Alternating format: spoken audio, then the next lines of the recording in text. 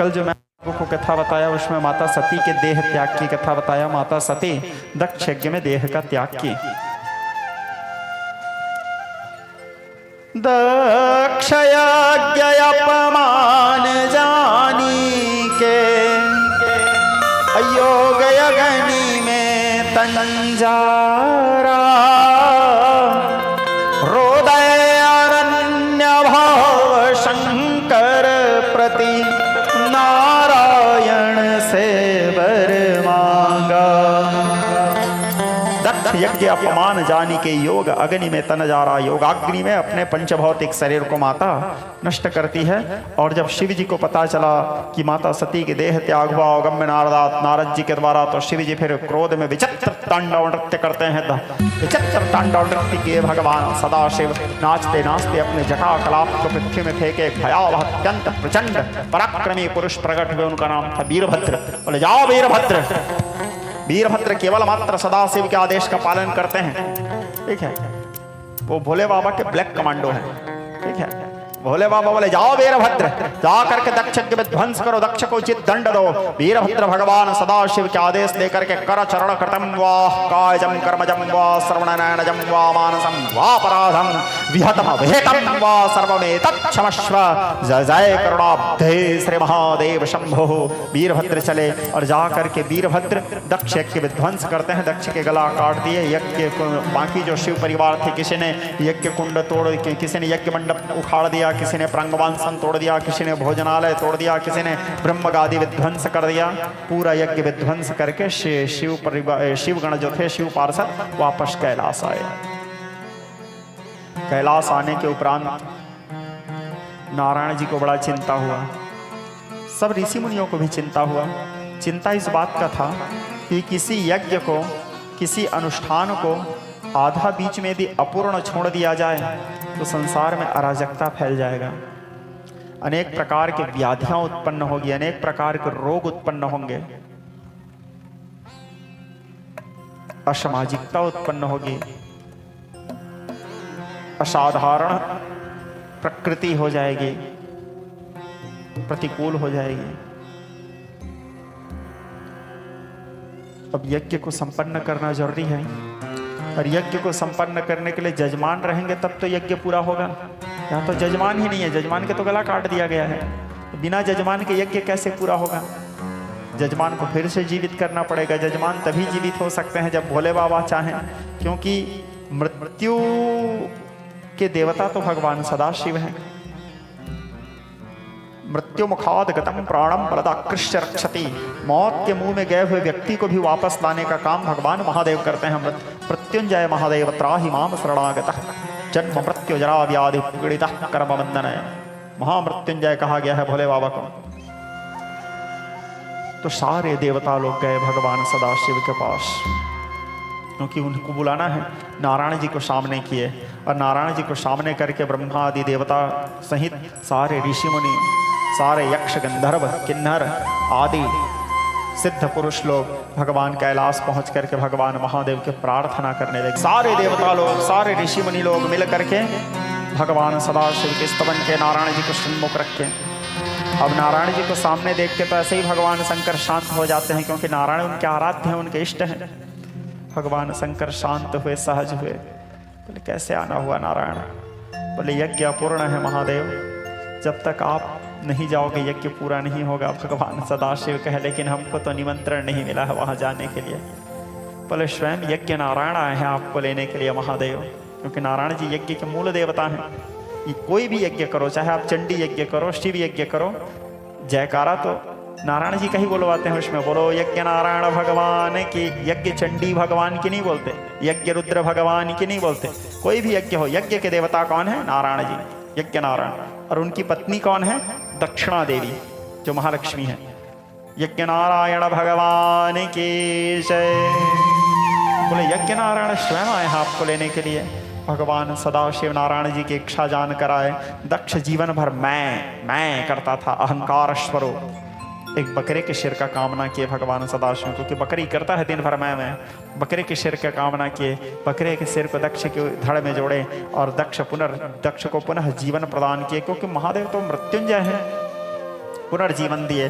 पुनर्जीवन देने के बाद दक्ष रुद्र सूक्त प्रकटते भवान प्रेक्षंत सक्षम, रुद्र सूक्त के द्वारा नमस्ते रुद्रमन्यव उतोत इखवे नमः के द्वारा भगवान सदाशिव की स्तवन किए। स्तवन करने के बाद दक्ष अपने पत्नी के साथ बैठ करके यजमान के आसन में यज्ञ पूर्ण हुआ।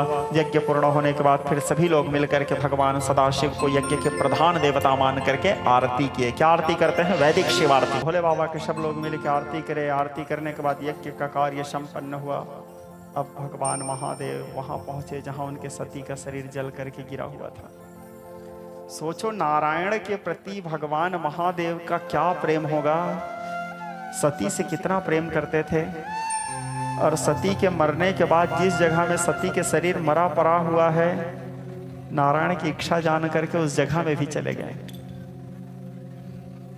और पहले उस कार्य को पूर्ण किए जो नारायण का कार्य था। क्या कर्तव्य परायणता, संसार को शिक्षा दिए भगवान महादेव। सारा कार्य सफल संपन्न करने के बाद फिर भगवान सदाशिव अपने सती के शरीर के पास गए। महादेव के दोनों नेत्रों से विरल अश्रु के धार बहने लगा।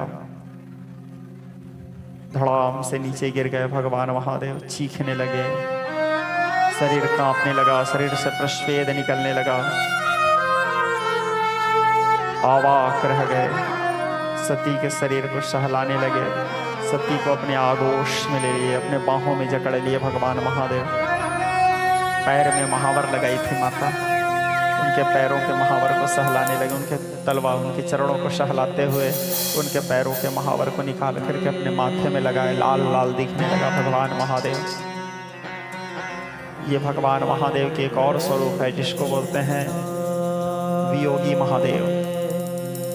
एक प्रेमी शिव, दूसरा वैरागी शिव, ये वियोगी शिव।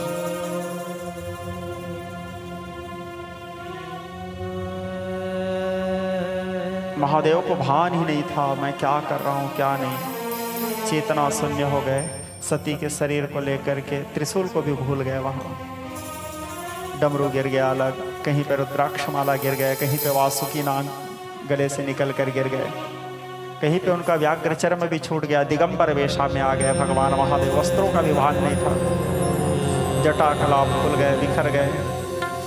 हाथों में पहने हुए रुद्राक्ष माला गिर गए। सती के शरीर को लेकर के यत्र तत्र भटकने लगे। भटकते भटकते यहाँ वहाँ रोने लगे। सती के शरीर को बार बार उसके बालों को, उसके गालों को सहलाने लगे। अपने आगोश में लिए व्याकुल विरही के समान तड़पते हुए यहाँ से वहाँ भोले बाबा यहाँ वहाँ भटकने लगे। नारायण जी विचार के ऐसे ही भोले बाबा भटकते रहे तो संसार का क्या होगा। त्रिदेव में एक देव व्याकुल हैं। नारायण जी अपने चक्र को आदेश दे, बोले जाओ चक्र जा करके सती के शरीर को नष्ट करो। चक्र आकर के सती के शरीर को काटने लगे। सती के शरीर के एक एक अंग एक एक जगह गिरने लगा। कई जगह गिरे, कई शक्ति पीठ बने सती के शरीर। अब जब हाथ में देखे भोले बाबा, उनको तो भान भी नहीं था कि उनके शरीर कट कट के गिर रहा है, क्योंकि वो तो होश में नहीं थे। जब सती के शरीर ही नहीं था तो महादेव व्याकुल होकर के अपने शिवत्व का त्याग कर दिए, ब्रह्मत्व का त्याग कर दिया। यह है प्रेम की पराकाष्ठा। तो ये तक भूल गए मैं शिव हूँ। एक साधारण मनुष्य के भांति यहाँ वहाँ दर बदर जंगलों में, झाड़ियों में, पहाड़ों में भटकने लगे।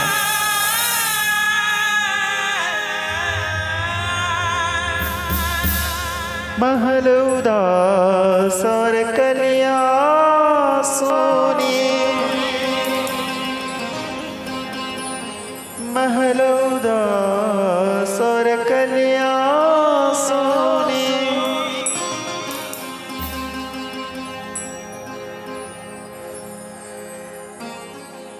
अपना करुण क्रंदन करने लगे भगवान महादेव। उनको भान नहीं, कहीं पे गिरते थे, कहीं पे चोट लगता था, शरीर में अनेक जगह जख्म, कहीं से रुधिर निकल रहे हैं,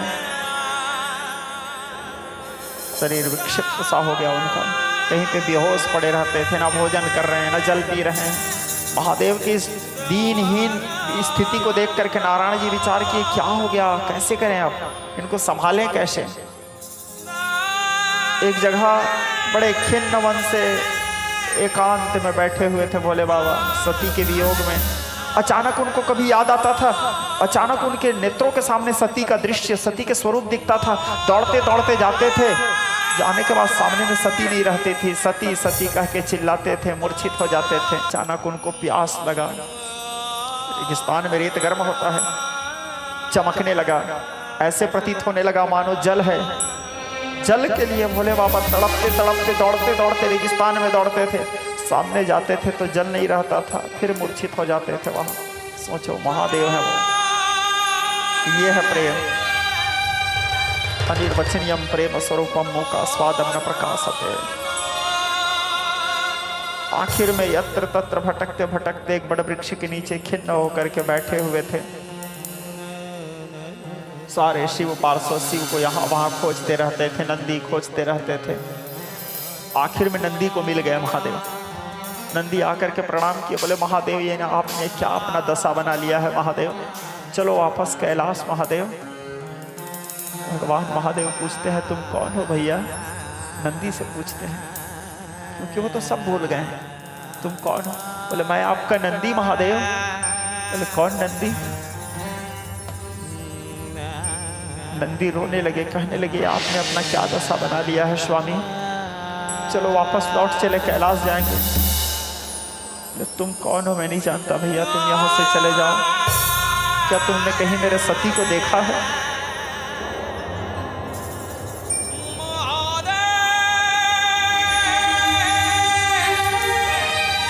महादेव आगे बढ़ने लगे, नंदी उसके पीछे पीछे जाने लगे। नंदी से कहते हैं मुझे अकेला छोड़ दो, तुम मेरा पीछा ना करो। नंदी बोले मैं आपको ऐसे नहीं छोड़ सकता महादेव। भगवान महादेव बोले तुम जिसको महादेव बोल रहे हो क्या वो मैं हूँ? बोले हाँ। लगता है शायद तुम अपने स्वामी से बहुत प्रेम करते हो, शायद तुम्हारे स्वामी तुमको छोड़ के कहीं चले गए होंगे, तो तुम विक्षिप्त होकर मुझे अपने स्वामी स्वामी कह रहे हो। नंदी से कहते हैं ठीक है, यदि तुम मुझे अपने स्वामी कहते हो तो तुम मेरे पीछे मत आओ, तुम्हारे स्वामी का आदेश है। नंदी कहता है आपने क्या आदेश दे दिया महादेव?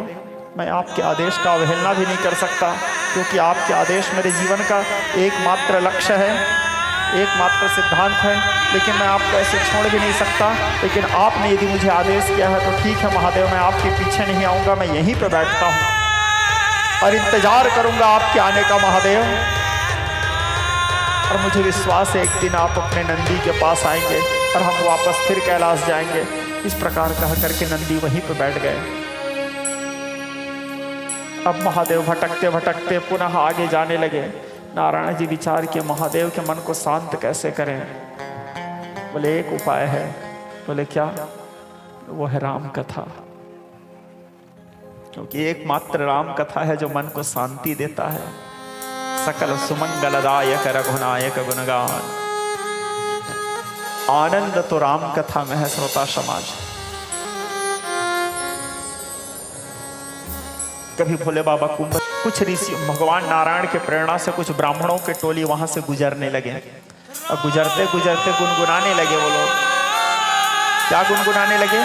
महादेव को सुनाने के लिए जानबूझ के। जैसे भोले बाबा के कानों में राम का नाम सुनाई दिया, राम नाम के तो दीवाने हैं महादेव, चौंक गए।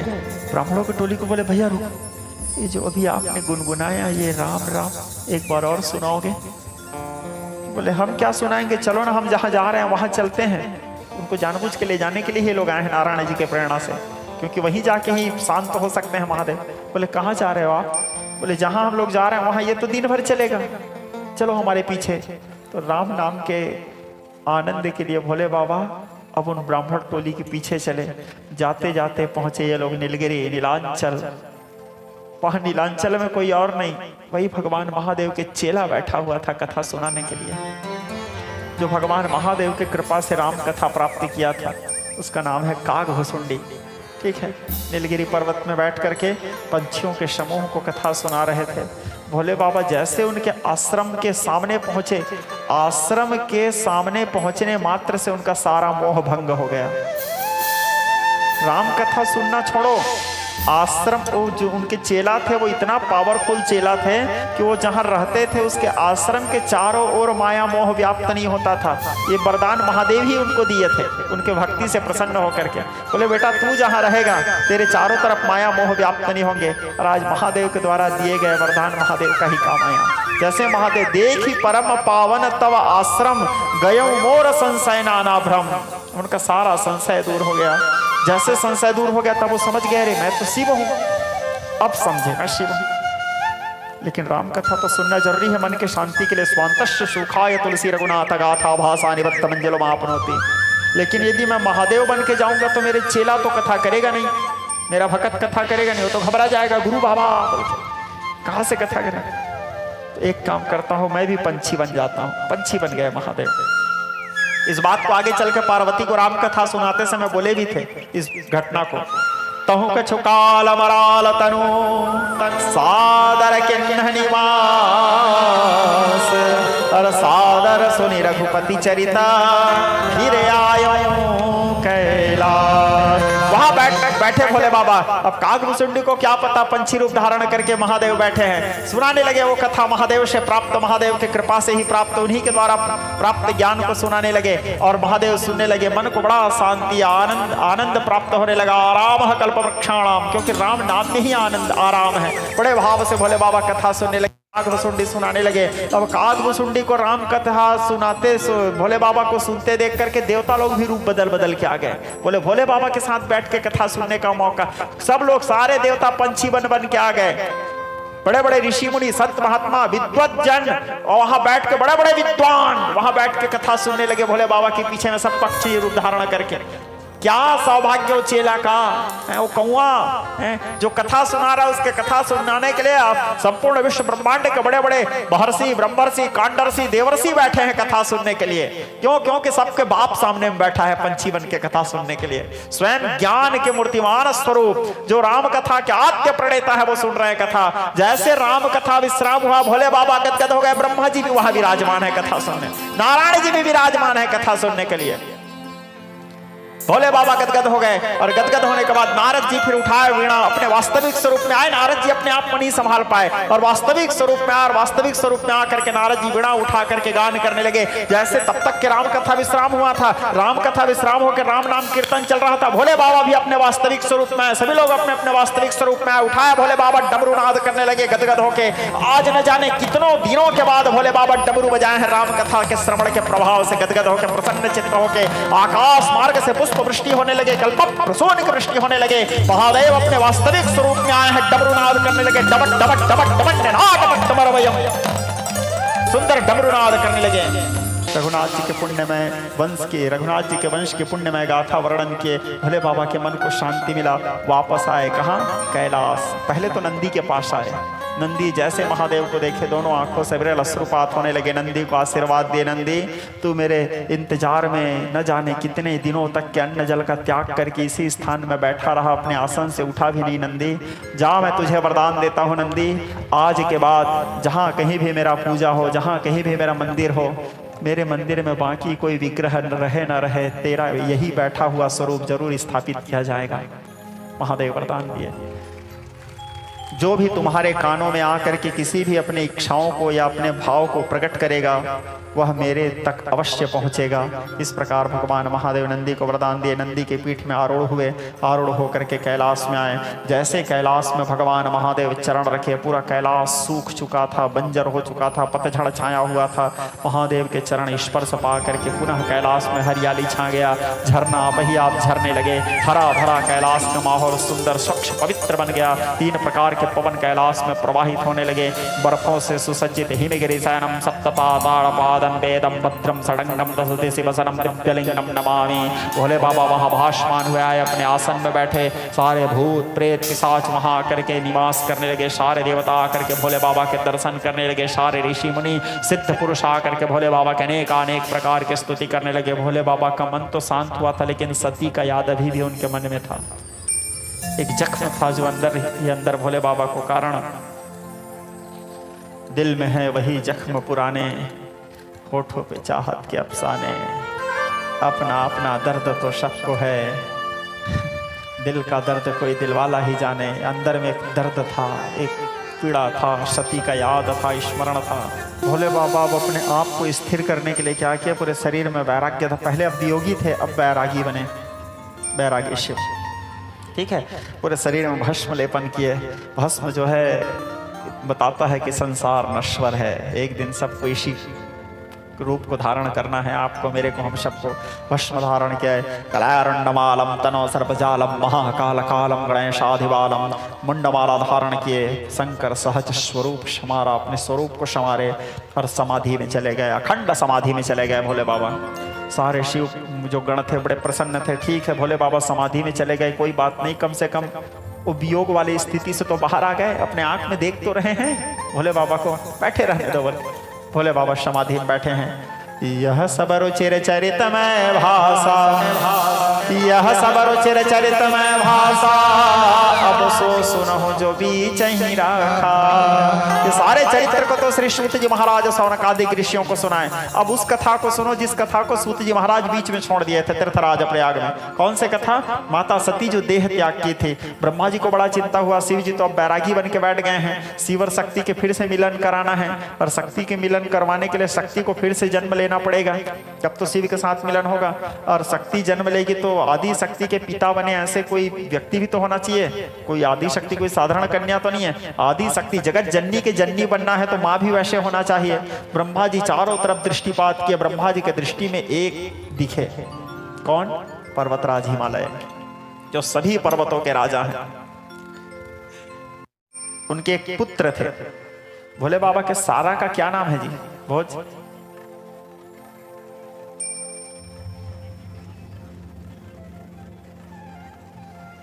मैनाक, जो हनुमान जी के लंका जाते समय हनुमान जी को विश्राम कर लो बोल के जो पर्वत में, जो समुद्र में डूब गया है श्राप के कारण या किसी कारणवश, पर्वतराज हिमालय के पुत्र, मैना के पुत्र, मैनाक पर्वत है वो, शिव जी के सारा, पार्वती के भाई हुए। ठीक है, तो पर्वतराज हिमालय को ब्रह्मा जी बोले कि योग्य पिता के सारे गुण आपके अंदर में हैं, एक काम करो पर्वतराज, आदि शक्ति को प्रसन्न करो, प्रसन्न करके जगदम्बा से वरदान मांगो कि तुम्हारे बेटी बन करके जन्म लें। जब वो तुम्हारी बेटी बन करके जन्म लेगी तो सुंदर फिर समय पा करके हम उनका विवाह शिव जी से करेंगे, जिससे शिव और शक्ति का पुनः मेल होगा। तब फिर पर्वतराज हिमालय अपने पत्नी मैना को लेकर के हिमालय के मुख्य श्रृंखला में बैठ करके जगदम्बा के कठोर तपस्या करने लगे, नवारण मंत्र के जाप करने लगे, भगवती के जो बीज मंत्र है, और भगवती के प्रार्थना करने लगे, स्तुति करने लगे, जगदम्बा के तपस्या करने लगे, कठोर उपासना। इनके तपस्या से प्रसन्न होकर के मूलतम प्रकृति परापरणम परमाशक्ति सिंह स्कंधाधिरूढ़ाम भगवती खड्गम चक्र गदे सुचाप परिधान सोलम भुसुंड सिरा, भगवती उनके सामने प्रकट हुए। क्या अलौकिक स्वरूप! भगवती जब प्रकट हुई तो वज्रताम शम प्रभा भगवते स्कंदस्थितम भूषणम कन्याभिः करबाल कैटवलस्ताभर सेविताम हस्ते चक्र गदा सखेट से हम चापम गुणतर्जनी बिभ्राणाम ललाटकम ससधरा दुर्गा त्रिनेत्रम भजे। अत्यंत विलक्षण स्वरूप जगदम्बा उनके सामने प्रकट हुए। भगवती उनके सामने प्रकट हुई। भगवती कहती है वरम ब्रूहि, जो इच्छा हो वरदान मांगो पुत्र। पर्वतराज हिमालय कहता है माँ देवी प्रपन्नार्ति हरे प्रसीद, हे जगदम्बा यदि आप मेरे ऊपर प्रसन्न हैं तो यम यम चिंतते कामम तम तम प्राप्तनोति निश्चितम। आप तो मन के समस्त कामनाओं को पूर्ण करने वाली हो जननी, मैं आपको अपने पुत्री के रूप में प्राप्त करना चाहता हूँ माता।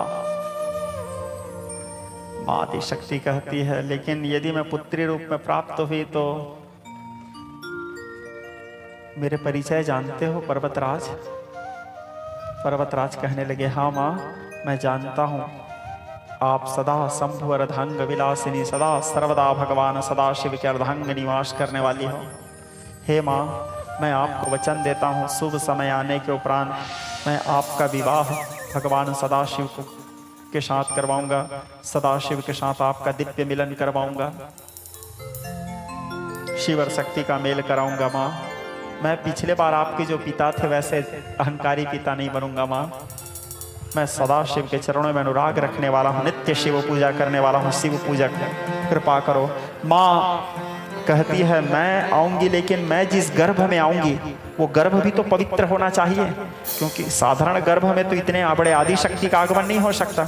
तो मेरे गर्भ में आने से पहले देवी गंगा को पहले अपने पुत्री के रूप में आविर्भाव करो, क्योंकि गंगा नाम ही पवित्र है। ठीक है। तो गंगा मेरी बड़ी बहन करके यदि आएगी तो गंगा क्या तुम्हारे गर्भ में गंगा के दिव्य शक्ति आते ही तुम्हारा गर्भ पवित्र हो जाएगा तुम्हारी पत्नी के। उसके बाद फिर मैं और तुम्हारी पुत्री बन के आऊंगी। तब फिर पर्वतराज हिमालय माँ गंगा के कठोर तपस्या करने लगे। तपस्या करते करते समय बीतता चला गया। शुभ समय आया, इनके सामने माँ गंगा प्रकट हुई। फिर भगवती गंगा की स्तुति करने लगे। देवी सुरेश्वरी भगवती गंगे त्रिबल तारणी तरल तरंगे शंकर लम मौर्ली निवास विमले मम यदि भ्रांता तव पद कमले भागीरथी सुखदायिनी माता ना हम जाने महिमा शक्त। भगवती गंगा के स्तवन किए, भगवती गंगा के प्रार्थना किए। भगवती गंगा कहती है क्या इच्छा है पुत्र? बोले हे जगदम्बा, माँ पार्वती के जन्म होना है, पार्वती के रूप में आदि शक्ति का, क्योंकि शिव और शक्ति के फिर से मेल कराना है। शिव जी अलग हो गए हैं और शिव और शक्ति के मेल कराने के लिए माँ आदि शक्ति मेरे पुत्री बन के आने वाली है। लेकिन आदि शक्ति मेरे पुत्री बन के आएगी उससे पहले आप मेरी बड़ी पुत्री बन करके आए माँ। माँ गंगा कहती है शुभ समय आने के बाद मैं तुम्हारी पुत्री बन के आऊंगी। माँ गंगा आशीर्वाद देती है। पर्वतराज हिमालय आके माता मैना के साथ निवास करने लगे। धीरे धीरे समय बीतता चला गया। वो शुभ घड़ी, वो शुभ क्षण आया जिस समय माँ गंगा आदि शक्ति उनके पुत्री बन करके आविर्भाव होती है। आदि शक्ति उनके पुत्री बन करके माँ गंगा का जन्म होता है। देवता लोग पुनः आकाश मार्ग से कल्प प्रसून की वृष्टि करने लगे, कल्प वृष्टि करने लगे, कल्प वृष्टि की कल्प प्रसून की वर्षा करने लगे। नगाड़े दुमदुबी बिहेरी सहनाई आने लगे। माँ गंगा के जन्म में सबको बड़ा आनंद हुआ और माँ गंगा के जन्म लेने के उपरांत माँ गंगा के नामकरण किया गया गंगा, पर्वतराज हिमालय की बड़ी बेटी। धीरे धीरे माँ गंगा बड़ी होने लगी। गंगा जी का बाल्यावस्था से ही, बचपना से ही शिव जी के चरणों में उनका अनुराग था। बचपना से ही, बाल्यावस्था से स्वतः शिव जी से प्रेम। धीरे धीरे युवावस्था को प्राप्त हुए शिव जी के कठोर उपासना करने लगी, कठोर साधना करने लगी। इनके तपस्या से प्रसन्न होकर के भगवान महादेव प्रकट हुए। प्रकट होने के बाद महादेव बोले क्या इच्छा है गंगा? गंगा कहती है मेरा मन सदैव आपके चरणों में लगा रहे महादेव। बोले तुम्हारी छोटी बहन मेरे वाम भाग में विराजमान होने वाली है गंगा। मैं तुमको आशीर्वाद देता हूँ, सही समय आने के बाद मैं तुमको अपने सिर के ऊपर धारण करूंगा। भगवान महादेव गंगा को वचन दिए और वचन देने के बाद गंगा घर में आकर के अपने माता पिता की सेवा करते हुए पर्वतराज हिमालय के यहाँ निवास करने लगे। इस प्रकार गंगा जी के जन्म की आविर्भाव की कथा श्री सूत जी महाराज शौनक आदि ऋषियों को तीर्थराज प्रयाग में सुनाए। बोलिए माँ भागीरथी गंगा की। अब माता पार्वती के जन्म की गाथा वर्णन करते हुए श्री सूत जी महाराज शौनक आदि ऋषियों को तीर्थराज प्रयाग में, ये शिव पुराण कहाँ चल रही है? तीर्थराज प्रयाग में, जहाँ विराट यज्ञ का आयोजन हुआ है, वहाँ सूत जी महाराज इस कथा को शौनकादि ऋषियों को शिव महापुराण के अंतर्गत बता रहे हैं। श्री सूत जी महाराज कहे ऋषियों, माँ गंगा के जन्म होने के उपरांत कुछ दिनों के बाद पर्वतराज हिमालय के घर में त्रैलोक्य सुंदरी, त्रिपुर सुंदरी, राजराजेश्वरी भगवती पराप्राणम परमा शक्ति आदि शक्ति के दिव्य अंश मैना के गर्भ में भासमान होता है। धीरे धीरे समय बढ़ने लगा। 1 महीना, 2 महीना, वो शुभ घड़ी आया। 3 प्रकार के पवन प्रवाहित होने लगे। आकाश मार्ग से मंद मंद जल की धारा बहने लगा।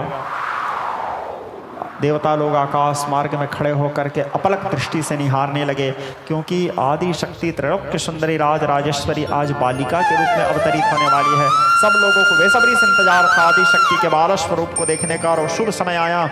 पर्वतराज हिमालय के घर में भगवती जगत जननी जगदम्बा आविर्भाव होती है, प्रकट होती है। बोलिए माँ आदि शक्ति के। जब भगवती के जन्म हुआ, नगाड़े दुमदुबी भेरी सहनाई बजाने लगे। जय शब्द, नमः शब्द, शंख शब्द तथा बचा जय जयकार ध्वनि होने लगा। दिशाएं गूंज उठा। ब्राह्मण लोग वेद ध्वनि के पाठ करने लगे, वेद के ऋचाओं के पाठ करने लगे। और ऋषि मुनि लोग आए। आने के बाद जो ऋषि आते थे वो अब माता के दर्शन करने के लिए जो आते थे वो अपने मन के अनुकूल माता जगदम्बा को एक नाम दे के जाते थे। कोई बोले इनका वर्ण अत्यंत गौर वर्ण है, इनका नाम गौरी होगा। कोई बोले पर्वत की पुत्री है इसलिए इनका नाम पार्वती होगा।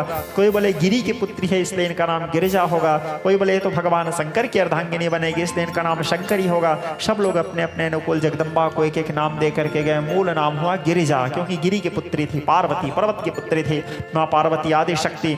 उनके जन्म के बाद सब लोग आकर के नामकरण आदि संस्कार संपन्न होने के बाद सब लोग अपने अपने यथा स्थान गए। सब लोग उनके जन्मोत्सव मनाने लगे। सब लोग उनके जन्म में सुंदर सोहर गान करने लगे। सब लोग भगवती के जय घोष किए, भगवती के स्तवन किए। स्तवन करने के बाद सब लोग अपने अपने स्थान गए। धीरे धीरे माता बड़ी होने लगी, बाल लीला करने लगी। बाल लीला करते हुए समय व्यतीत हुआ। एक दिन नारद जी आए। एक बार नारद करवीना गावत हरि गुण गान प्रवीणा। सुंदर नारायण नारायण ध्वनि उच्चारण करते हुए पहुंचने के उपरांत नारद जी को पर्वतराज हिमालय को जब पता चला नारद जी आए हैं तो बड़े प्रसन्न हुए। मुनि आगमन सुना जब राजा, क्योंकि हमारे जीवन में कोई अच्छे संत का आना बड़े सौभाग्य की बात है। संत उदय संतत हितकारी विश्व सुखद जन इंदु तमारी। तो बड़े प्रसन्न हुए, उनको घर में बिठाए, उनके पाद प्रक्षालन किए, उनके पैर धोए, उनके चरणों का जलपान किए, उनके चरणों के जल को पूरे अपने महलों में सिंचन करवाए, नारद जी को जलपान कराए। जलपान कराने के बाद जगदम्बा को ला करके नारद जी को दिखाए। जगदम्बा भी नारद जी को प्रणाम की। संत हैं, संत के प्रणाम तो देवी देवता भी करते हैं। हो ब्रह्मण्य देवस्व दृष्टा ब्रह्मण्य तयामया, प्रणाम की। प्रणाम करने के बाद पर्वतराज हिमालय कहते हैं मुनिराज इनके हाथ देखो ना, इनके भविष्य बताओ ना, इनका भविष्य क्या है, इनका विवाह कैसे जगह होगा, कहाँ होगा, क्या होगा। पर्वतराज हिमालय के बातों को सुन करके नारद जी बोले सबसे पहला बात तुम्हारे बेटी का जो पति होगा वो त्रिभुवन पति होगा। पर्वतराज हिमालय का दिमाग खराब। अब कोई भी बोलेंगे तुम्हारे बेटी का पति सबका पति होगा तो किसका दिमाग खराब नहीं होगा। कोई भी बात को टेंशन में आ जाएंगे। हालांकि ये बात सत्य है, महादेव जो है वो जगत पति हैं, वो आपके भी पति हैं और आपके पति के भी पति हैं। तो संसार में जितने जीव हैं सबके प्राणनाथ हैं। वो जगत पिता हैं, जगत माता हैं, जगत पति हैं, जगत गुरु हैं। बोले इनका जो पति होगा त्रिभुवन। लेकिन पर्वतराज हिमालय रहस्य को थोड़ी जाने का विचार, वो तो टेंशन में आ गया। इसका जो पति होगा त्रिभुवन पति होगा, किसी से भय खाने वाला नहीं, भूत प्रेत पिशाचों के साथ में रहने वाला होगा, नंग धड़ंग घूमने वाला होगा, दिगंबर वेशधारी होगा। उसके रहने का कोई एक परमानेंट स्थान भी नहीं है, कब कहाँ मिलेंगे कोई ठिकाना नहीं। पर्वतराज हिमालय भीत भीत प्रकंपा कांप गए। तब फिर नारद जी उसको भयभीत देख करके बोले चिंता न करो पर्वतराज, ये जितने लक्षण बताया हूँ ये सारे लक्षण देवादिदेव भगवान महादेव के हैं। तुम्हारे बेटी के पति और कोई नहीं, स्वयं महादेव बनने वाले हैं, और तुम्हारे बेटी और कोई नहीं, स्वयं आदि शक्ति है। लेकिन शिव को पाना बहुत कठिन है पर्वतराज। शिव को पाने के लिए इसको आज से तपस्या करना पड़ेगा। शिव को पाना इतना सहज नहीं है।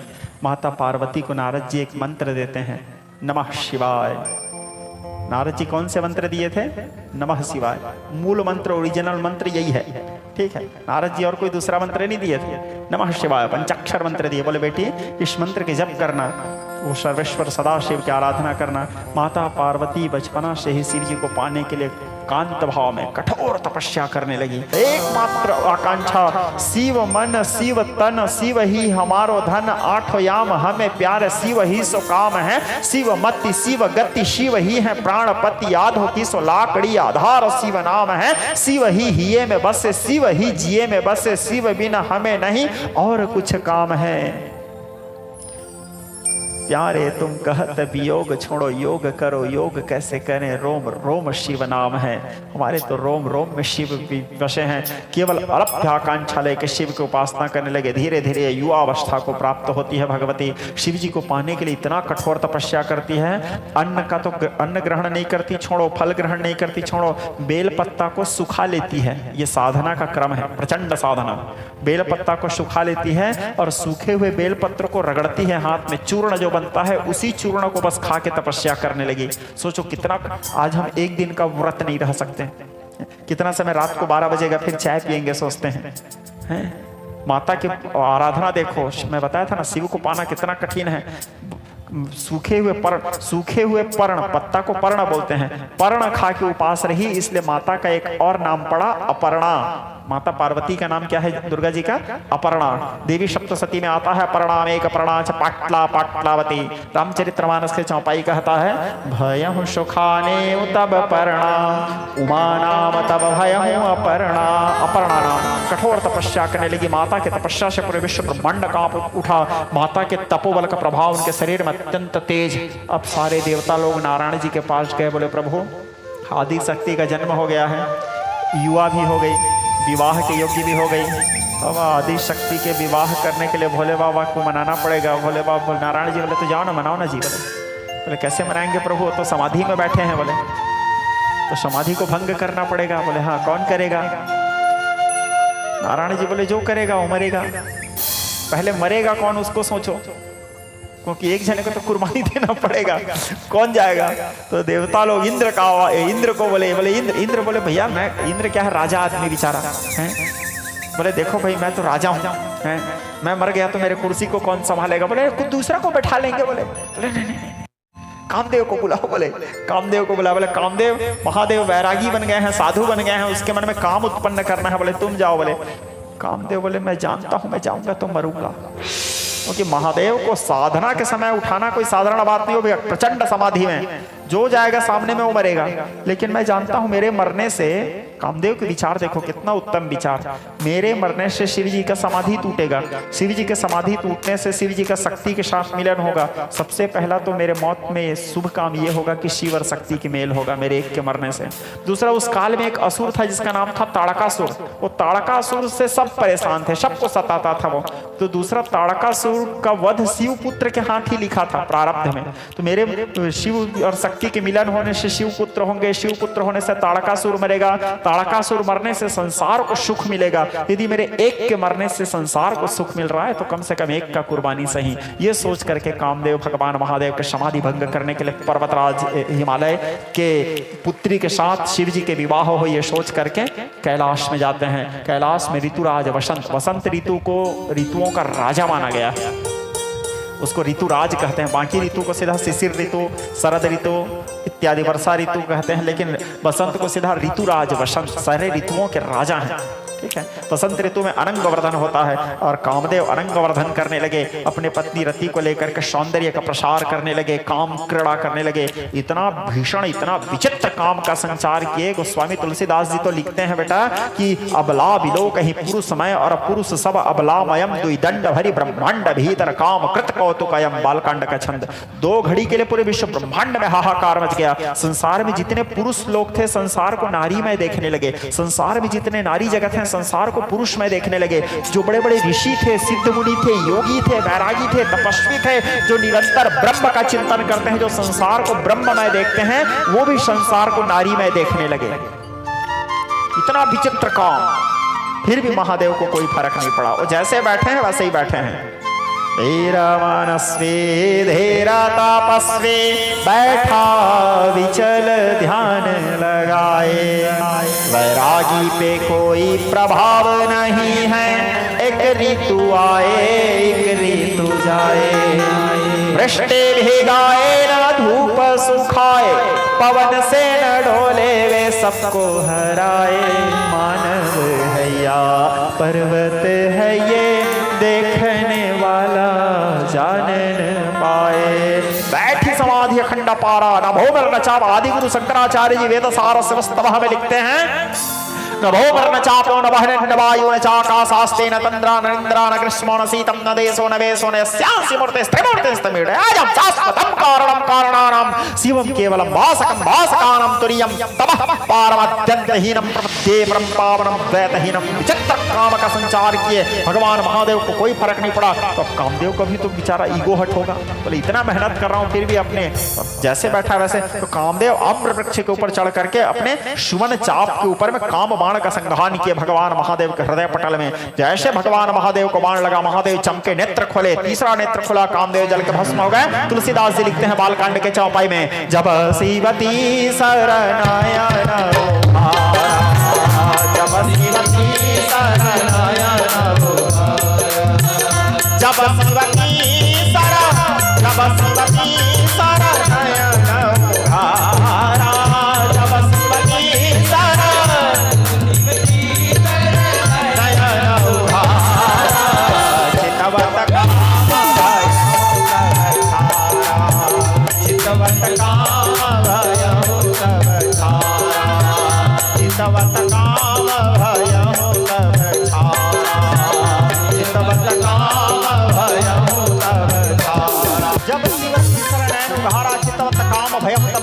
कामदेव जल के भस्म हो गए, सारे देवता खुश हो गए, कामदेव मर गए, भोले बाबा जाग गए, भोले बाबा जाग गए। उसको जगाने के चक्कर में कोई मर गया, उसका किसी को दुख। ये देवता लोग बड़े स्वार्थी होते हैं, ठीक है।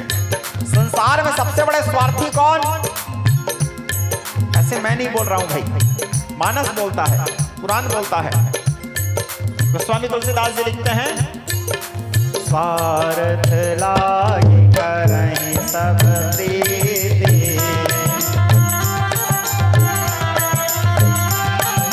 सुर नर नाग सबहि के रीति। सबसे बड़े स्वार्थी कौन? पहला नंबर का स्वार्थी है देवता लोग, सुर। दूसरा नर मनुष्य लोग, आप और हम लोग, और तीसरा में नाग लोग, और चौथा में फिर सब लोग, तुलसीदास जी। ठीक है, सारे देवता खुश हो गए, लेकिन उसके पत्नी का क्या? उसका तो सिंदूर उजड़ गया। रोने लगी भोले बाबा के पास। भोले बाबा तो बड़े दयालु, बड़े कृपालु, सबसे भोले देवता हैं। जितना जल्दी गुस्सा होते हैं उतना जल्दी शांत भी होते हैं। मनाने लगी महादेव को, कहने लगी बाबा आशुतोष शिवयो घरदानी।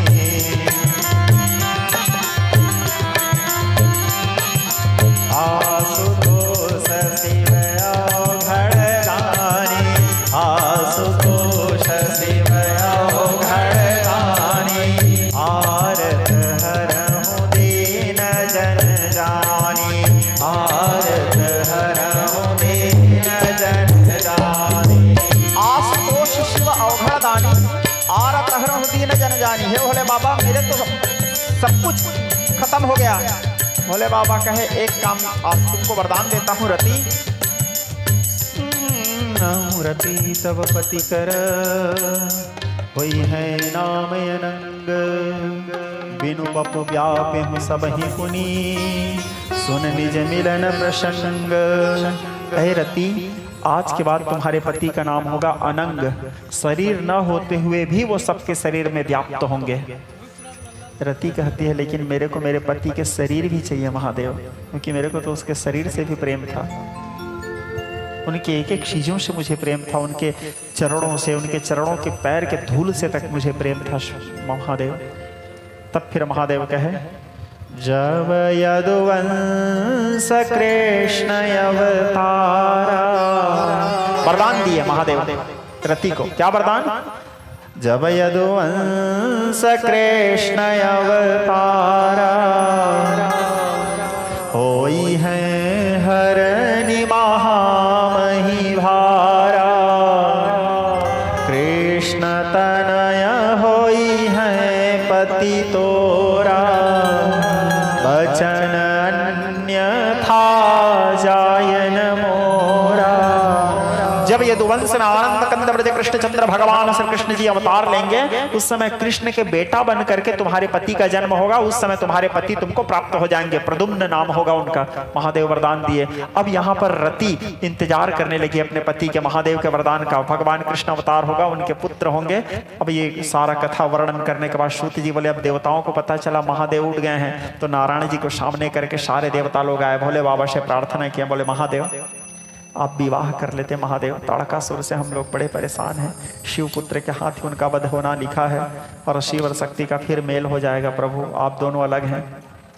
महादेव बोले मैं वैरागी आदमी, घर गृहस्थी माया जंजाल से मेरे को कोई मतलब नहीं है। मैं सन्यासी। पिछले बार भी जबरदस्ती मेरा शादी करवा दिए थे धर पकड़ के। परिणाम आप लोगों के सामने था। मैं दर बदर भटका, मैं रोया, मेरे चक्कर में तुम लोग रोए, पूरा सृष्टि रोया। फिर दोबारा शादी करवा रहे हो। बोले पिछले बार जो हुआ सो हुआ प्रभु, हर बार होगा थोड़ी जरूरी है, शादी कर लो। भगवान महादेव बोले नहीं मैं नहीं करूंगा, मैं किसी के बिना अपूर्ण नहीं हूं, मैं अपने आप में संपूर्ण हूं। नारायण जी बोले मेरी इच्छा है। अब नारायण जी अपनी इच्छा बोले तो महादेव फंस गए, क्योंकि नारायण जी और शिव जी के क्या संबंध है उसको मैं शुरू दिन से आप लोगों को बताते आ रहा हूं विस्तार से। दोनों एक दूसरे के पूरक हैं। हरि इच्छा भावी बलवाना, हृदय विचार तशंभ सुजाना। जहां पे नारायण जी कुछ इच्छा करते हैं तो भोले बाबा फिर उसको नहीं टाल सकते। बोले ठीक है, लेकिन परीक्षा लूंगा वो मेरे पत्नी बनने के लायक है कि नहीं उसको भी तो देखना पड़ेगा। ठीक है, परीक्षा लूंगा। बोले ठीक। तो महादेव क्या किया, सप्तर्षियों को बुलाया, 7 ऋषि को, बड़े बड़े विद्वानों को। बोले जाओ तेरे परीक्षा लो, तुम्हारे माँ बनने के लायक है कि नहीं है। सप्तर्षि आए, आके माता पार्वती को भड़काने लगे। क्या भड़काते हैं, हे पार्वती क्या सोच के तू उससे शादी करना चाहती है? वो पागल है, शादी करनी है तो एक से एक देवता है, विष्णु जी से कर ले, इतने सुंदर है विष्णु जी, उसमें तो दुनिया की हर बुराई है, एक दो ठो का बात छोड़, तुलसीदास जी लिखते हैं, क्या बोले सप्तर्षि लोग, महादेव अवगुण भवन विष्णु सकल गुण खान। एक दो बुराई तो छोड़ो, सारा बुराइयों का खजाना है। बोले सारे बुराइयों के खजाना है तो दो चार गिनाओ तो क्या क्या है। तो सप्तर्षि मंडल गिनाए भी बुराई, 8 बुराई गिनाए महादेव के। क्या क्या बुराई है महादेव में, तो सप्तर्षि बताए पार्वती को, निर्गुण नीलज कुवेश कपाली, निर्गुण नीलज कुवेश कपाली, अकुल अगेह दिगंबर व्याली। ये 8 बुराई है। माता पार्वती बोलती है ठीक। जब शादी होता है तो गुण दोष मिलाते हैं कि नहीं मिलाते? सप्तर्षि बोले मिलाते हैं। तो उस हिसाब से तो मेरे में और महादेव के गुण मिल रहा है। बोले सप्तर्षि बोले कैसे मिल रहा है? बोले उसमें 8 बुराई है तो मेरे में भी 8 बुराई है। बोले तुम्हारे में क्या 8 बुराई है? बोले मेरे में नहीं, संसार के सारे नारी जगत में 8 प्रकार का बुराई पाया जाता है। तो सप्तर्षि बोले क्या 8 बुराई है? तो माता पार्वती बताए सप्तर्षियों को, साहस अनृत चपलता माया, भय अविवेक असौच अदाया। ये 8 बुराई मेरे में है। तो उस हिसाब से तो दोनों का जोड़ी बन रहा है।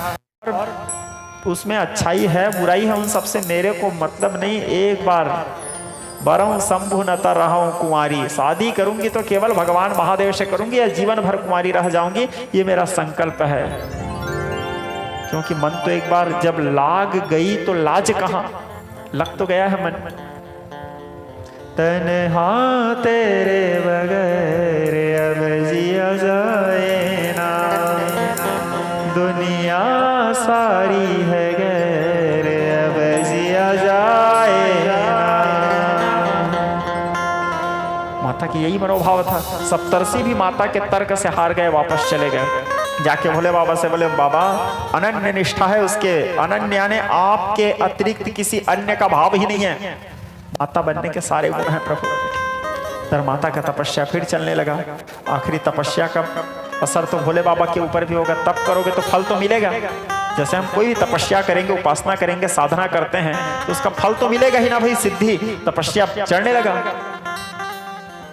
अति सुकुमारी पिता मात के दुलारी प्यारी, भारी तपने मयाचरण लागी। अति सुकुमारी पिता मात के दुलारी प्यारी, भारी तपने मयाचरण लागी। ओ गोरी शिव की आराधना करने लागी, ओ मैया शिव की आराधना करने लागी। तप की अनोखी रीत सहज विमल प्रीत, तप की अनोखी रीत सहज विमल प्रीत, शिव जी के हिय को हरण लागी, शिव जी के हिय को हरण लागी। ओ गोरी शिव की आराधना करने लागी, ओ मैया शिव की आराधना। कठोर तपस्या करने लगी। शिव जी का भी ध्यान अब उधर। वैरागी के मन, भोले बाबा आंख बंद करते थे तो माता का चेहरा झूलता था। माता की तपस्या बढ़ते गया। आखिरी में उसके तपस्या से प्रसन्न होकर भगवान सदाशिव उनके सामने प्रकट हुए। माता देखो, प्रेम करना अलग बात है और प्रेम के इजहार कर पाना अलग बात है। हम जिनसे प्रेम तो कर लेंगे, लेकिन जिनसे प्रेम कर रहे हैं उसको बयां कर पाना, उसके सामने खड़े होकर बता पाना बहुत कठिन है। ठीक है, तो माता नहीं बोल पाई। सिर झुका के कहती है आपको पता नहीं मैं तपस्या क्यों कर रही हूँ? भोले बाबा बोले ठीक। भोले बाबा भी शर्मा गए, क्योंकि प्रेम तो दोनों तरफ है, शिव और शक्ति है। भोले बाबा भी शकुचा गए, वैरागी शकुचा गए। ठीक है, भोले बाबा बोले जाओ जाके अपने पिताजी से कहो तैयारी करें। माता सकुचाते हुए कहती मैं अपने पिताजी से बोलूंगी मेरे शादी की तैयारी करो। बोले वो बोले बात भी सही है।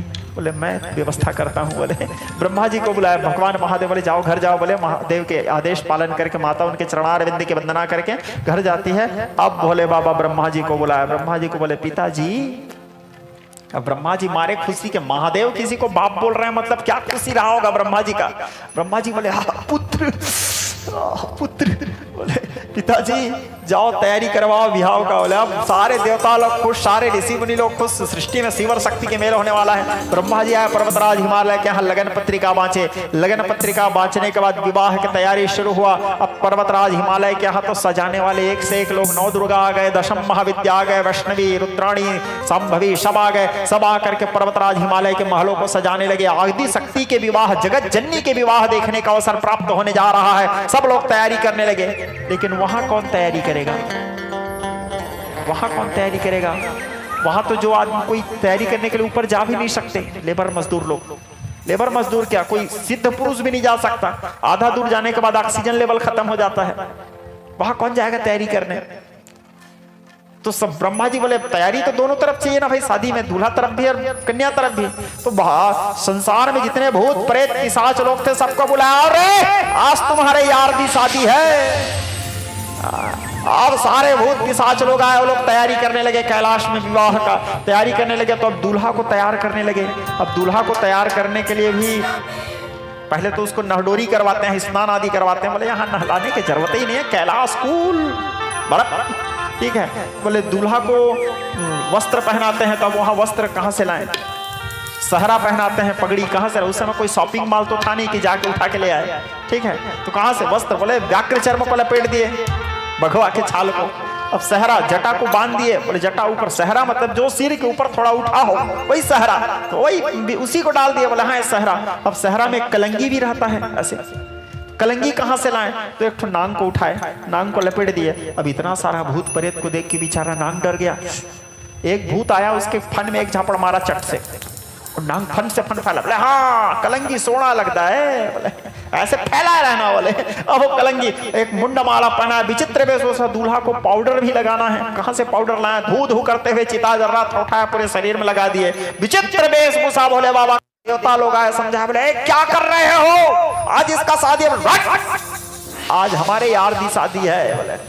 बोले बाबा, बोले इन लोगों को परेशान मत करो यार, मैं तुम्हें शादी नहीं करूंगा। बोले सारे देवता टेंशन में। बोले बाबा शादी नहीं करेंगे तो तारकासुर हम लोगों को पटक पटक के मार रहा है, जो करना है करने दो भैया, इनका विवाह होना जरूरी है। बोले ठीक है। अब भोले बाबा के बारातियों को देखे, विचित्र बाराती, किसी के 3-4 ठो हाथ एक ही तरफ है, एक तरफ हाथ नहीं है। किसी के नाक पीठ में है, किसी के एक आंख यहाँ पे है, एक आंख छाती के बीच में है। कोई अपने हाथ के बल चल के आ रहे हैं, कोई अपने पैर के बल चल के आ रहे हैं। विचित्र विचित्र आवाज निकालते थे, और संख्या का गणना तो हमारे शास्त्र भी नहीं कर पाया, कितने वैरायटी के और कितने प्रकार के और कितने मात्रा में पिशाच लोग थे, ठीक है। देव विष्णु जी बोले इनके साथ जाने से हमारा रेपुटेशन खराब हो जाएगा यार। बोले हम लोग स्मार्ट लोग हैं, लोग विचित्र विचित्र वेशभूषा हैं, हम लोग अलग जाते हैं। बोले सारे देवताओं को विष्णु जी बोले हम लोग अपने अपने विमान में जाते हैं। बोले सारे देवताओं को लेकर विष्णु जी गए, सारे ऋषि मुनियों को लेकर के ब्रह्मा जी गए। अब सारे भूत प्रेत बेचारा लोग चुचुआ गए। भोले बाबा के पास आया। बोले बाबा हमको तो कोई नहीं ले गया बाबा। बोले बाबा बोले मेरे साथ जाना। ऐसे भी दूल्हे के साथ जो जाता है उसका थोड़ा ज्यादा रेपुटेशन रखता है, तुम मेरे साथ जाना। सारे पिशाचों को अपने साथ लेके गए। अब ब्रह्मा जी का टोली पहले पहुंचा पर्वतराज। अब कहीं भी शादी होता है तो क्या है, दूल्हा को देखने के लिए नगरवासी, गांव के बच्चे, माताएं बड़े इंटरेस्टेड रहते हैं, ओकर घर के दामाद कैसे है बोल के, ठीक है।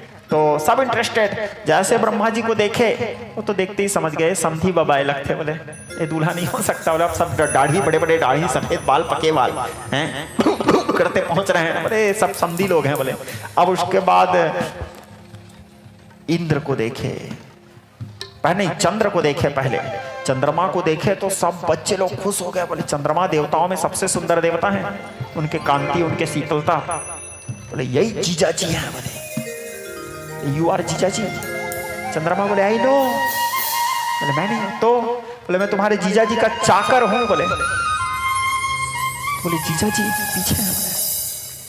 बच्चे लोग विचार के अरे बाप रे, जीजा जी के नौकर इतने सुंदर हैं तो जीजा जी कितने सुंदर होंगे, उनको क्या पता जीजा जी कैसे हैं, ठीक है।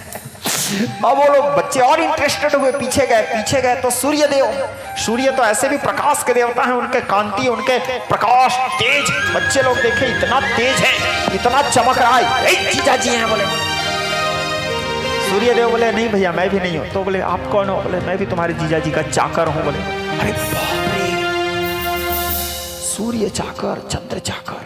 और आगे जाते हैं, जीजा जी में इससे ज्यादा तेज होगा। और पीछे गए, और पीछे गए तो कुबेर देवता को देखे लोग। अब कुबेर सबसे ज्यादा सोना पहना था, मोटा मोटा चैन यहाँ यहाँ यहाँ। बच्चे लोग आपस में बात किए, बोले सबसे ज्यादा माल यही पहना है, यही जीजा जी होगा। कुबेर को बोले यू आर जीजा जी। कुबेर भी बोले आई नो। तो आप कौन? बोले मैं भी तुम्हारे जीजा जी का चाकर हूँ। बोले चंद्र चाकर सूर्य चाकर, तुम कैसे वाला चाकर हो जी? मैं तुम्हारे जीजा जी का खजांची हूँ। बोले उसके वित्त मंत्री। ठीक है, मैं तुम्हारे जीजा जी के खजाना का देख रेख करता हूँ, रखवाली करता हूँ।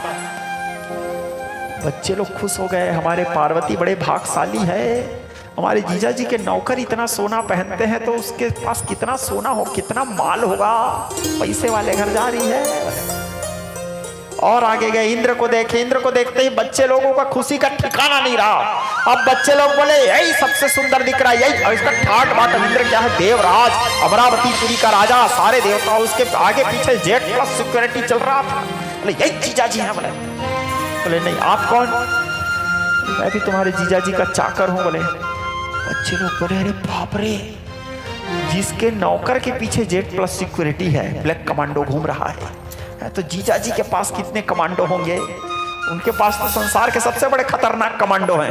ठीक है, सारे भूत पिशाच लोग उन्हीं के पास हैं। तो अब और इंटरेस्टेड हो। बोले तो जीजा जी कहाँ? बोले और पीछे हैं। बोले अब पीछे गए तो पीछे में विष्णु जी को देखे। विष्णु जी तो मैं आप लोगों को कथाओं में बताया हूँ, संसार में विष्णु जी से ज्यादा सुंदर कोई नहीं है, नारायण जी से ज्यादा पुरुषों में।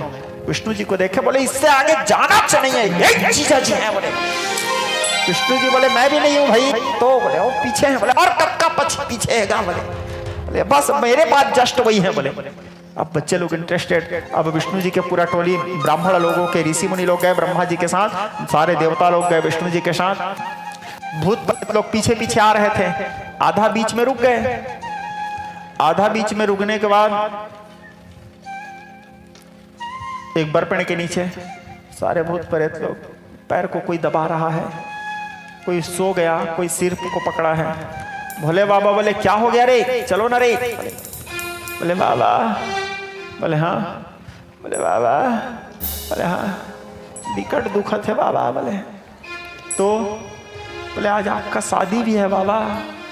तो बोले आज तो बनता है बाबा, बारात जा रहे हैं। बोले ठीक है, तो सुंदर रोड घोट के तैयार किए विजया पत्र, और सब लोग लगाए एक एक गिलास विजया पत्र। अब विजया पत्र तो ऐसा है श्रोता समाज, देखो भांग पीने के बाद कोई भी आदमी भूत बन जाता है पटेल जी, कोई भी आदमी भूत बन जाएगा एक गिलास भांग पीने के बाद। एक बार हमको भी होली के समय पिला दिए थे, हैं हमको 8-10 दिन तक होश नहीं था। ठीक है, बड़े मुश्किल से 7वां-8वां दिन बाद थोड़े नॉर्मल हुए। तो भांग पीने के बाद कोई भी भूत बन जाता है। हमारे गांव में मस्ती करते समय युवा बच्चे लोग, तो ये लोग तो ऑलरेडी भूत और भांग पी लिए, महाभूत बन गए, नाचते हुआ करते करते अब चले। अब शिव बारात जैसे पहुंचे पर्वतराज हिमालय के यहाँ, बच्चे लोग जैसे देखे, तुलसीदास जी तो एक शब्द लिखते हैं रामचरितमानस के अंतर्गत में, तन छार व्याल कपाल भूषण नगन जटिल भयंकरा। इतना विचित्र भयानक शिव बारात था, आधा लोग तो देखते ही हार्ट अटैक में मर गए, देखते ही मर गए, खत्म, खटाखट, फिनिश, स्पॉट, देखते ही खत्म। और बाद में भोले बाबा क्या महामृत्युंजय है, फिर से कृपा करके पुनर्जीवन प्रदान कर दिए, लेकिन हार्ट अटैक की बीमारी वहीं से शुरू हुआ था। ठीक है, देखते ही खत्म। मैं नहीं बोल रहा हूं भाई, तुलसीदास जी रामचरितमानस में लिखे हैं, तन छार व्याल कपाल भूषण नगन जटिल भयंकरा। जो जिया तरह ही बारात देखें, जो बच गए वही लोग देख पाए बारात को, बाकी लोग गए। ठीक है, अब मैना शुभ आरती सवारी, माता मैना सुंदर द्वारचार पूजा के लिए आरती थाल लेके खड़ी थी। जैसे भोले बाबा को देखी, वो भी बेहोश, मुख में पानी छींटे उठाए, और वो अंठी फोड़ फोड़ के नारद जी को सराप रही है, मैं नारद कर काह बिगाड़ा, मैं नारद के क्या बिगाड़ी थी, मेरे बेटी के मन में प्यार पैदा करवा दिया, वो बैरागी के लिए, अवघड़ के लिए, कपाली के लिए, मेरे बेटी के घर बसने से पहले उजाड़ दिए, मेरे बेटी कुमारी रह जाएगी लेकिन बया के साथ ब्याह नहीं करूंगी बोलती है। ठीक है, अब माता अंदर गई, सप्तर्षि मंडल आए, नारद जी आए, समझाया, बोले देखो भाई भोले बाबा क्या है, एक तो कभी मजाक करते नहीं हैं, शांत रहते हैं, कभी कभी मूड होता है, आज मूड में थे भोले बाबा, आनंद के मूड में, विनोद के मूड में, ऐसा नहीं है, बहुत सुंदर है ये, और भोले बाबा स्वयं जगन पिता है और तुम्हारी बेटी जगन माता है, ये तुम्हारा सौभाग्य है कि जगत पिता और जगत माता के विवाह कराने का अवसर तुमको प्राप्त हुआ है। जब उसको समझाए तब उसके मन का सारा भ्रम दूर हुआ, दूर होने के बाद फिर नारायण जी आए, नारायण जी बोले अब हम अपने हिसाब से सजाएंगे भोले बाबा को। नारायण जी कुछ विशेष शिवगणों को शामिल किए और विशेष शिवगणों को शामिल करके बाकी सब भूत प्रेत लोगों को बोले हो गया रे, खा पी लिए, नाचो कूदे, अब जाओ। बोले भूत प्रेत बोले नहीं नहीं बिहाव देखेंगे, बोले हम सजाएंगे। फिर बोले हनुमान जी को बुलाओ, बोले सारे भूत प्रेत गायब। क्यों? भूत पिशाच निकट नहीं आवे, महावीर जब नाम सुनावे। सारे भूत पिशाच भागे। अब उसके बाद भोले बाबा को नारायण जी अपने नेतृत्व में श्रृंगार करवाए। कैसे श्रृंगार? गोस्वामी तुलसीदास जी लिखते हैं बालकांड में, शिवा ही शंभु गण करहि श्रृंगारा, जटा कुटयहि मोर शवारा। सुंदर श्रृंगार करने के उपरांत पीले रंग के धोती पहनाए, सोने के आभूषणों से सुसज्जित हुए। आज भोले बाबा स्वर्ण आभूषण धारण किए हैं, तो स्वर्ण के आभूषणों से सुसज्जित हुए। सुसज्जित होने के बाद सुंदर मुकुट आदि मौर मुकुट धारण करके मंदिर मंडप में बैठे, यज्ञ मंडप में। उधर जगदम्बा भी सुंदर 16 श्रृंगार करती है और 16 श्रृंगार करके भगवती शोह नवल तन सुंदर सारी, जगत जननी अतुलित छवि भारी। आकर के जगदम्बा को भी मंडप में बिठाए। मंडप में बिठाने के बाद ब्राह्मण लोग सुंदर वेद ध्वनि के पाठ करने लगे। विवाह के समस्त रीति नीति। गणाधिपो भानु शशिधरा सुतो बुधो गुरो भार्गव सूर्य नंदनम, राहुश्चकेतु प्रभृति नवग्रह कुर्वन्तु वः पूर्ण मनोरथम सदा। नलो दधीचे सगरो पुरर्वासा कुन्तलेयो भरतो धनञ्जयः, रात्रर्वेणुर्बलिर्दिष्टिरः कुर्वन्तु वः पूर्ण मनोरथम सदा। गंगा च क्षिप्रा यमुना सरस्वती गोदावरी वेदवतिश्च नर्मदा, सा चंद्रभागा वरुणोऽसि नदी कुर्वन्तु वः पूर्ण मनोरथम सदा। मंगलम भगवान विष्णु मंगलम मधुसूदन मंगलम पुंडरीकाक्ष मंगलाय तनो हरिवर चिरंजीव भयात कन्या सावित्री भयात। इस प्रकार शिव जी और जगदम्बा के विवाह कार्य को बड़े ही वैदिक रीति नीति के अनुसार पर्वतराज हिमालय की नगरी में संपन्न किया गया। श्री सूत जी महाराज कहने लगे, शौनक आदि ऋषियों, आज मैंने तुम्हारे वास्ते यहाँ तक की कथा को कहा, आगे तुम्हारे क्या सुनने की इच्छा है?